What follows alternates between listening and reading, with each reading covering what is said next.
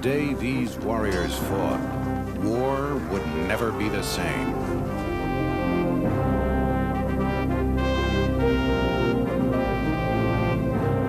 They would march farther than any soldiers before them and outfight every army they met.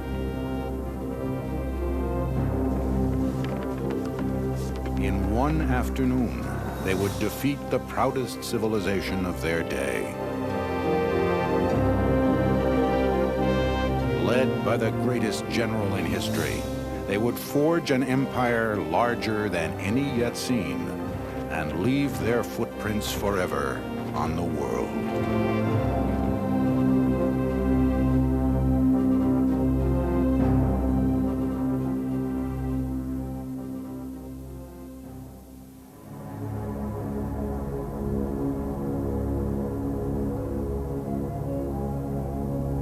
As the mists of dawn lifted on an autumn day in 338 BC, the pride of ancient Greece was challenged by an upstart from the north.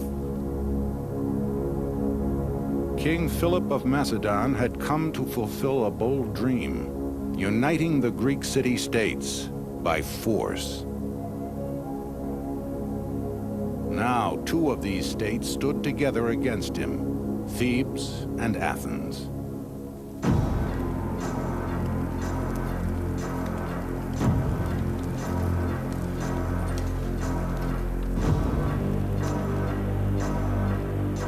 Among the Macedonians preparing to do battle was a young officer named Caenis. From this day, he would journey to glory undreamed of and lands unheard of.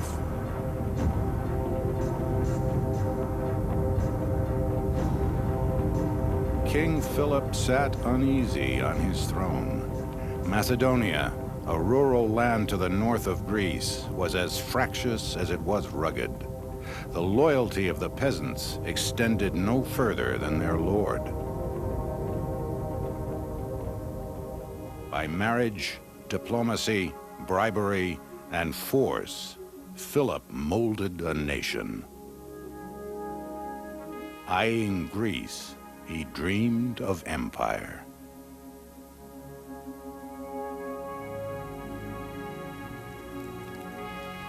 As the Macedonians outgrew their land, young men followed a route to a better life, service in the king's army. Rich and poor enlisted with high expectations. They would not be disappointed.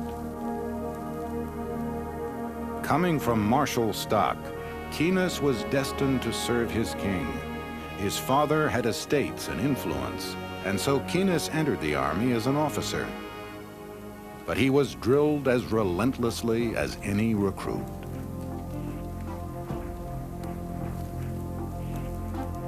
Having reformed the military formations to give them greater strength and equipped them with suitable weapons, the king was constantly parading and training them for combat.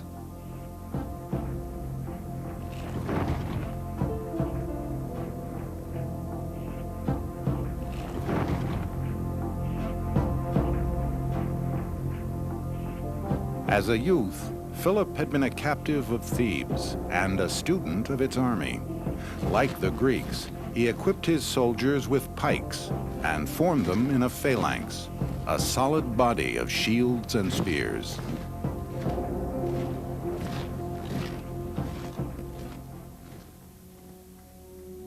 Philip had learned not only the Greek strengths, but their weaknesses. Unlike their army or any other, his would wage war year-round. He would give his enemy no time to prepare or recover. I need not mention that he makes no distinction between summer and winter, that he has no stated season of repose.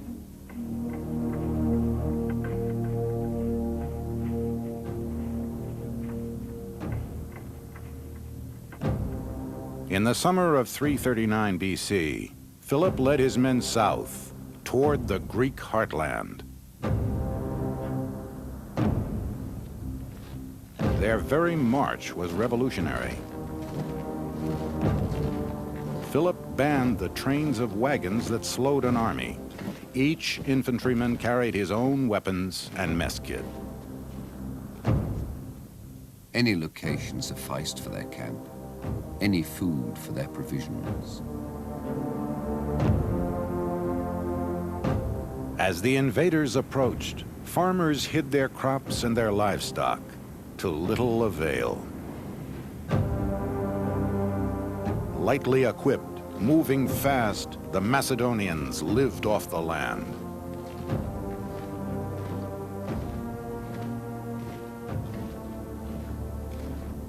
Even on campaign, they honed their skills.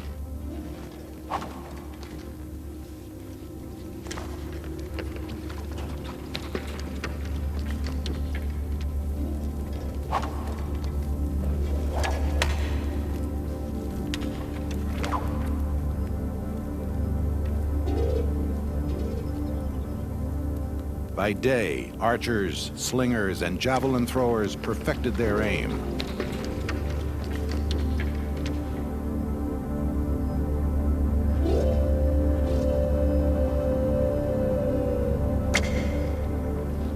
As night fell, they prepared to rub salt into the wounds they would inflict by carving taunts in their missiles.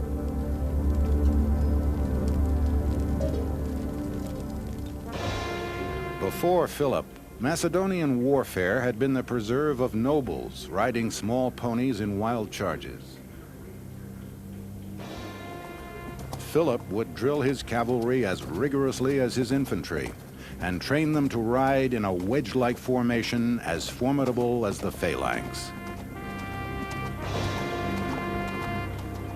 Striking the enemy line at its weakest point, his horsemen would drive it apart. It was another revolution in warfare.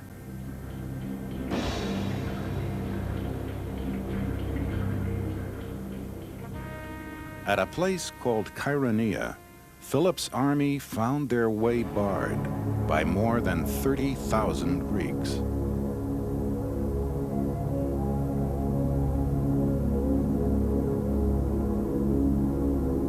They wore heavy bronze armor and advanced with their short spears held at the shoulder.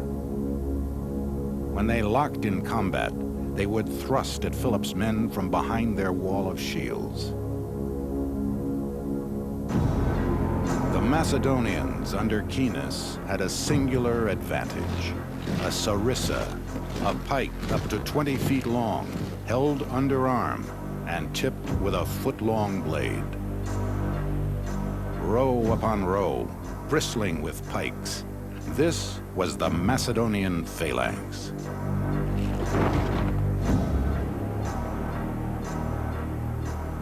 Each man of the first rank was the points of 5 pikes extending beyond him. Those further back than the 5th rank hold theirs, slanting over the shoulders of those in front, so as to protect the whole formation, keeping off by this serried mass of pikes all missiles. The first and last ranks wore heavy breastplates.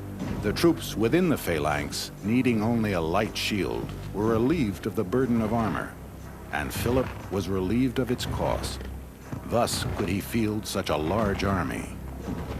So long as its lines remained unbroken, this forest of pikes could not be penetrated.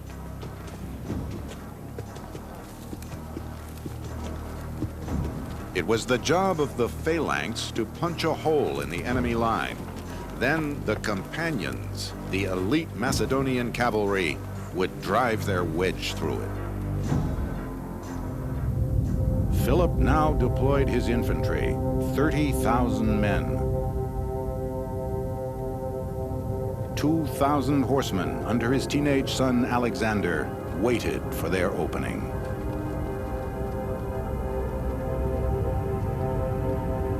Horses and men, gleaming not with gold, not with multicolored clothes, but with iron and bronze.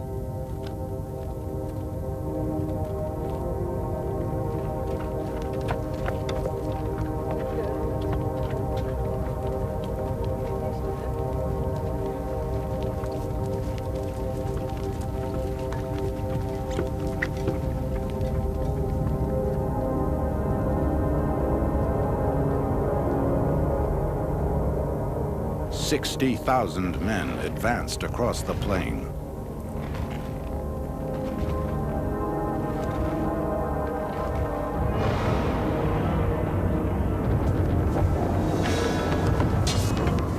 The blood really flowed, for the two lines were so closely interlocked that they were striking each other's weapons with their own and driving their blades into their opponents' faces. It was now impossible for the timid and the cowardly to remain inactive. Foot against foot, they were virtually engaging in single combat, standing in the same spot until they could make further room for themselves by winning the fight. Only by bringing down his opponent could each man advance. Thrusting at the Greeks with their sarissai, Caenis and his comrades pushed and heaved in a great shoving match.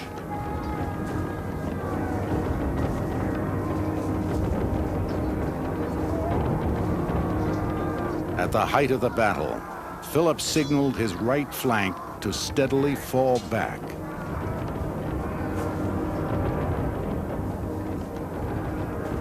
The Greek general cried out, "We've got to keep attacking until we push the enemy back to Macedonia."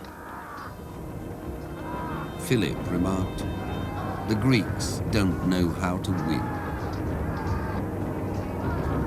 On the Macedonians' right, the men kept pulling back. Sensing victory, the Greeks surged forward. What looked like retreat was a well-rehearsed trap.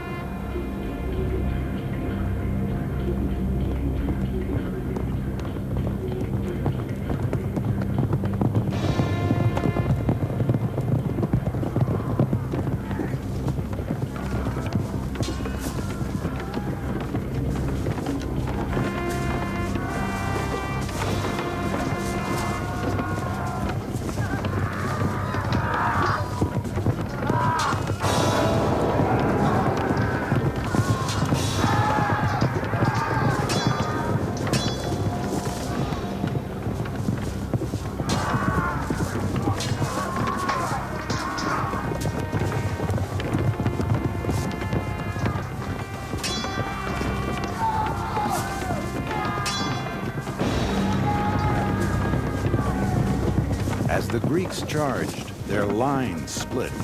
The Macedonian cavalry, led by Prince Alexander, struck at the gap.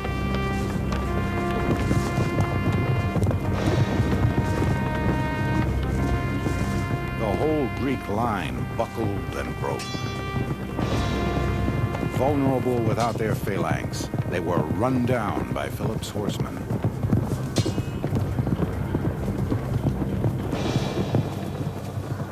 The Greek army was destroyed. A lion would mark the graves of the Theban sacred band, an elite unit wiped out by Macedonians in a few hours.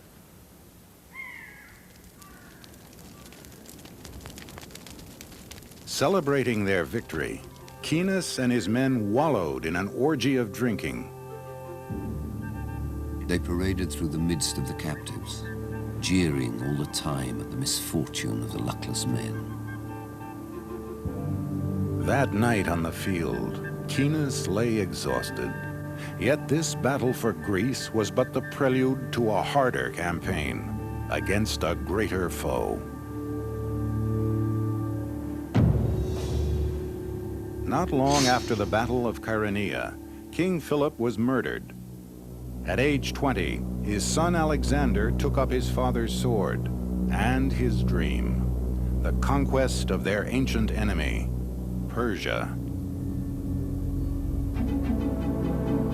With the new king came new prospects for Caenis. Marrying the daughter of a general, he won command of his own regiment. Now he would help prepare the campaign against Persia.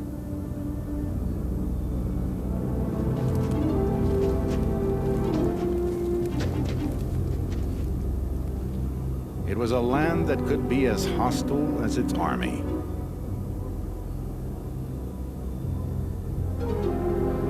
Ingenious at adaptation, the Macedonians made boats from leather tents to ford rivers. They marched at night to avoid the desert sun. In the first year of the campaign, the newlywed Keenus was permitted to return home to see his wife.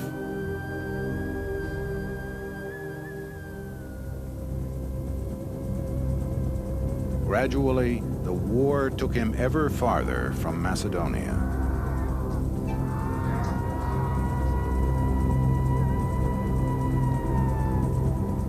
No obstacle halted Alexander's army.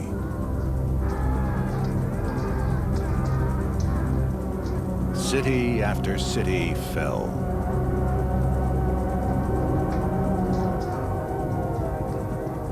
Persians deserted and swelled the ranks of the victorious Macedonians.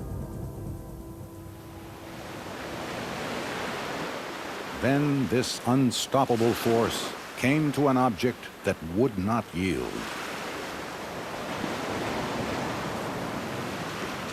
The city of Tyre. Built half a mile off the coast of what would become Lebanon, Tyre was an island fortress with walls 150 feet high. Its resistance would test the Macedonians to the limit.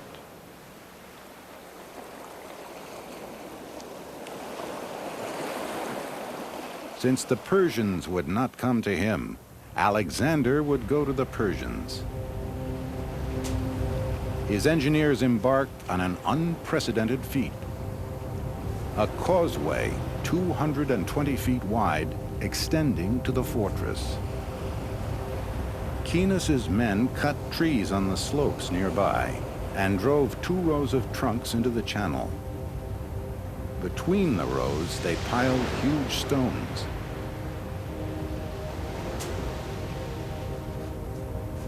As the Macedonians advanced toward the island, the Tyrians poured down a constant hail of rocks, arrows, and hot sand.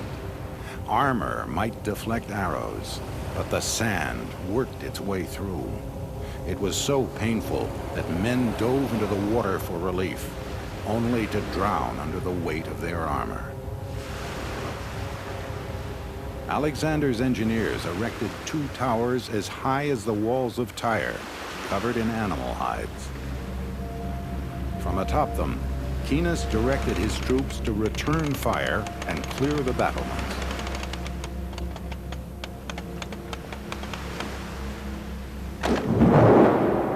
Ever improvising, the Macedonians built weapons of artillery whose tension was provided by strips of twisted leather.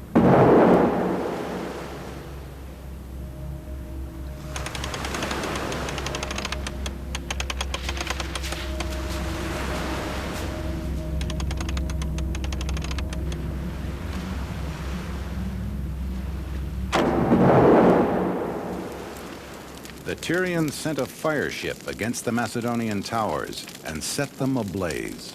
Hundreds of men perished, but the siege went on. When they finally reached the walls, galleys with iron rams battered an opening. Keenus and his men stormed the city. The slaughter was savage.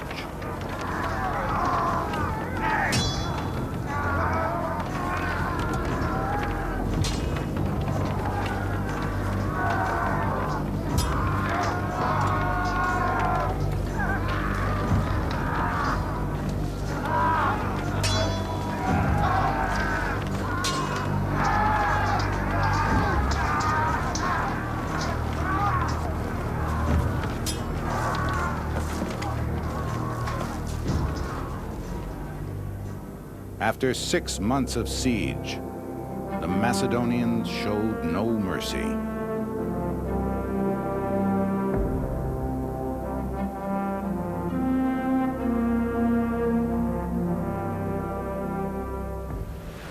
More than 8,000 Tyrians were executed. The rest, 30,000 people, were sold into slavery.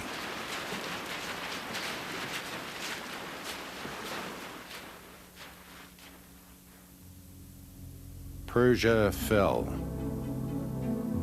Still, the Macedonians pushed ever eastward.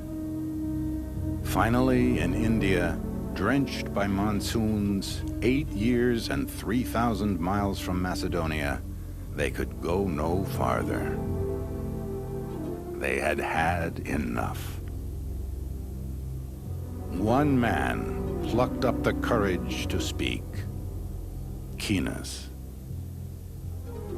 Sir, I do not propose to speak as an officer, but for the common soldier. My age, the repute which by your favor I enjoy amongst my comrades, and the unhesitating courage I have displayed in all danger and difficulties, give me the right to declare what I believe the soundest policy. Only a few from that great army are left. A small remnant, broken in health, their old vigor and determination gone. Every man of them longs to see his parents again, if they still survive, or his wife, or his children. All are yearning for the familiar earth of home, hoping pardonably enough to live to revisit it, no longer in poverty and obscurity, but famous and enriched by the treasure you have enabled them to win. Sir, if there is one thing above all others a successful man should know, it is when to stop. Keenus was cheered by his men. The